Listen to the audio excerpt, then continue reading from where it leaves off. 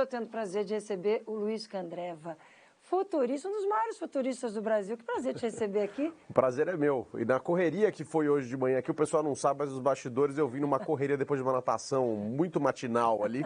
E que bom que deu tempo de chegar tudo direitinho. Você veio com uma agenda bem concorrida, né? Participando de eventos aqui do nosso Grupo ND, eventos do Sebrae, para trazer para todos nós o que existe hoje que faz brilhar os olhos quando a gente fala em tecnologia e em futuro. Sabe que, Márcia, é curioso esse negócio, porque não é só a tecnologia no final do dia, né? A gente olha muito para a tecnologia como isso levando a gente para o futuro, mas a verdade é que a gente tem aí, talvez, 3 pilares principais. O comportamento humano, o desejo humano, quer dizer, o fator humano naquilo, a tecnologia e a conjuntura. E aí, quando esses 3 entram em confluência, a gente acaba tendo uma transformação muito forte. E são várias dessas que a gente vê por aí, que todo mundo vivencia todos os dias. Mas o que, por exemplo? O que faz brilhar o olho? O que a gente diz assim, nossa, isso já existe? Olha, tem algumas coisas que são curiosas, porque parece muito lá para o futuro, muito distantes, mas o futuro chega de uma maneira muito heterogênea, muito diferente para cada lugar. E aí, talvez para citar 3 coisas que eu acho que são bem interessantes. Carne impressa, um negócio que agora já está ficando mais mainstream, já está chegando mais para o todo, então você começa a ter impressão de carne mesmo, de proteína, não é plant-based, não é baseado em planta, né? Ou seja, é carne de verdade, feita a partir de célula animal, 10 células produzem 50 mil toneladas de carne, com menos consumo de água, muito menos, 90 e tantos % menos de consumo de água, de eletricidade, etc. Então você tem um ganho de escala gigantesco nisso, o que faz com que, obviamente, você tenha um ganho de uma diminuição de preço lá na ponta, o que é bastante interessante, além de uma série de outros benefícios pensando no macro. A gente tem trens aí, por exemplo, como um Hyperloop de altíssima velocidade, que faria Florianópolis, Florianópolis, Brasília, por exemplo, em coisa de 10, 15 minutos.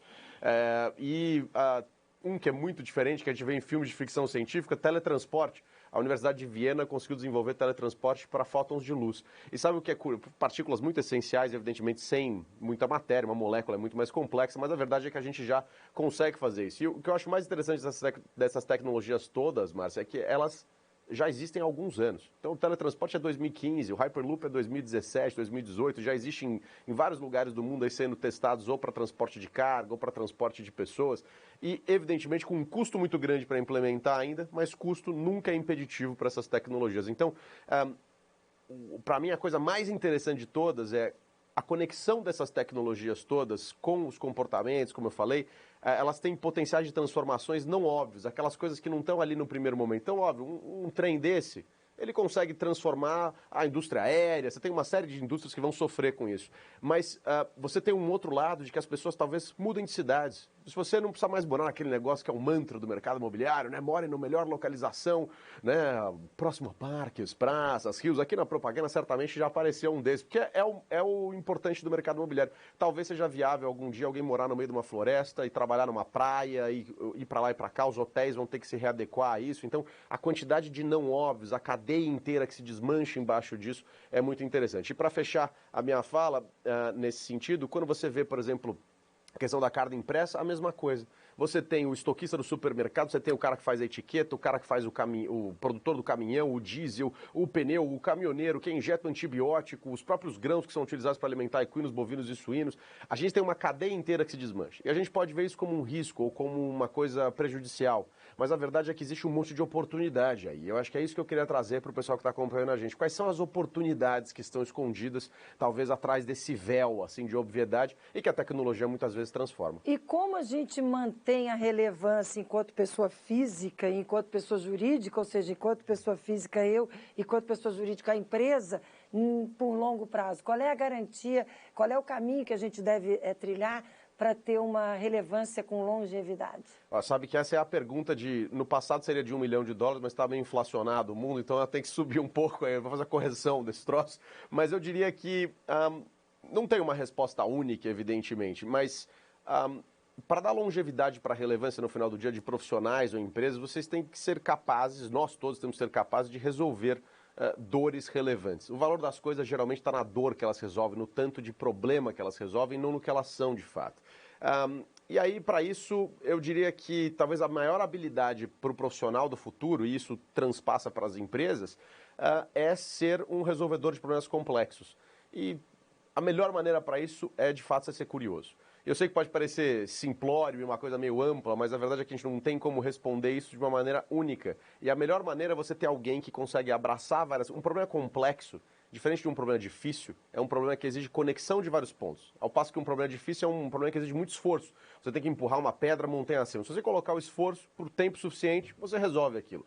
Mas um problema complexo é aquele que você tem que conectar muitas pontas diferentes. E a única maneira de você conseguir enxergar isso, a tal da maneira holística, hoje em dia está na moda, se você coloca holístico, disruptivo e empoderado na mesma frase, você conecta ali, você vira especialista em qualquer assunto. Esse nosso papo é para falar de maneira holística sobre o futuro, para empoderar as pessoas nessas áreas disruptivas. Vira especialista. Mas o ponto é que...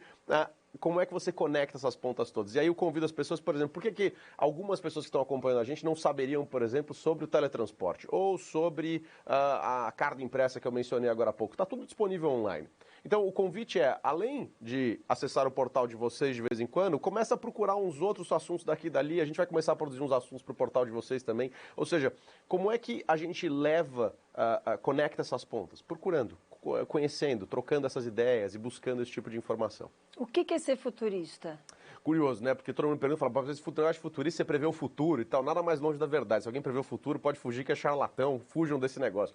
Um futurista basicamente desenha cenários de futuros possíveis e prováveis e desejáveis. A diferença entre eles simplesmente é o possível é tudo que está no campo das possibilidades. Tudo que você puder imaginar que está lá dentro. Os prováveis é a partir da análise de dados, de tendências, a gente olha e fala, caramba, isso aqui tem uma chance maior de acontecer, né? Então, é possível que haja uma guerra, que é possível que haja. E aí, quando você entende a probabilidade, você cria o que eu chamo de como se fosse um seguro do carro para nossas ações. Então, como é que você se prepara, como é que você se protege, para caso venha um modelo de negócio, uma nova tecnologia, um novo comportamento, você esteja pronto para não ser engolido por aquilo e talvez até aproveitar, quiçá, as oportunidades. Então, o futurista basicamente desenha esses cenários para que organizações, profissionais, governos, indivíduos de maneira geral, não sofram com essas transformações e talvez também aproveitem as oportunidades. Eu gosto muito quando você fala dos 3 Is, que podem virar 4 Is, né? Os 3 Is são inspirar, instigar e incomodar. Aí tem um 4 I que também pode ser muito importante, aliás, é muito importante, que é instruir. Sim. Isso é uma brincadeira, porque o Kotler, um autor famoso de marketing, especialmente quem estuda administração e marketing já viu, tem lá os 4 Ps, 8 Ps, cada hora ele inventa um P novo. E daí eu comecei a brincar e comecei a perceber que durante as aulas, eu leciono, eu dou palestras, etc e tal, então eu comecei a perceber que eu falei, quais são os pilares que norteiam isso? E eu acho que isso funciona para tudo. Quando a gente inspira de maneira geral, eu imagino que muita gente acompanha e fala, caramba, que coisas interessantes, etc. Estou instigado a buscar um pouco mais e tem que incomodar um pouco. Porque quando a gente não se incomoda, você falou, eu fui fazer uma palestra para o grupo, por exemplo, a gente tem que incomodar um pouco. Porque se a gente não se incomoda, quando a gente está com uma dorzinha no joelho, Márcio, a gente não vai até o médico. O brasileiro, especialmente, não vai lá fazer a consulta, etc.